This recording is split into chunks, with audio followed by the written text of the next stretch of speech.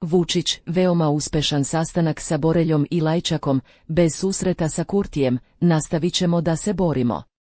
Predsjednik Aleksandar Vučić izjavio je u Briselu da je sastanak sa visokim predstavnikom EU za spoljnu politiku i bezbednost Josepom Boreljom i specijalnim izaslanikom EU za dijalog Miroslavom Lajčakom bio veoma uspešan.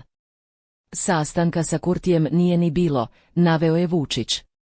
Najavio je da će glavni pregovarači nastaviti dijalog u utorak, sredu. Aleksandar Vučić, koji je danas učestvovao u novoj rundi dijaloga Beograda i Prištine u Briselu, rekao je posle sastanaka da veruje da je urađen dobar posao, ali da nije bilo susreta sa Aljbinom Kurtijem.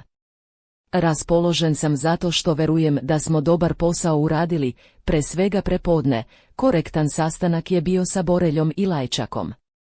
Sastanka sa Kurtijem nije ni bilo, naveo je Vučić. Prenosili su mu, dodaje, Kurtijeve poruke, zvaničan odgovor je bio da nije spreman da se sastane. Nije hteo ili nije smeo da se sastane sa mnom, ocenio je Vučić. Istakao je da je bilateralni sastanak sa Josepom Boreljom i Miroslavom Lajčakom bio veoma uspešan. Bio je uspešan sastanak, razgovarali smo o svemu, o sprovođenju različitih sporazuma, o svemu što smo imali u dijalogu, o svemu što smo razgovarali, o situaciji na Kosovu i Metohiji. O svemu smo razgovarali, naveo je Vučić.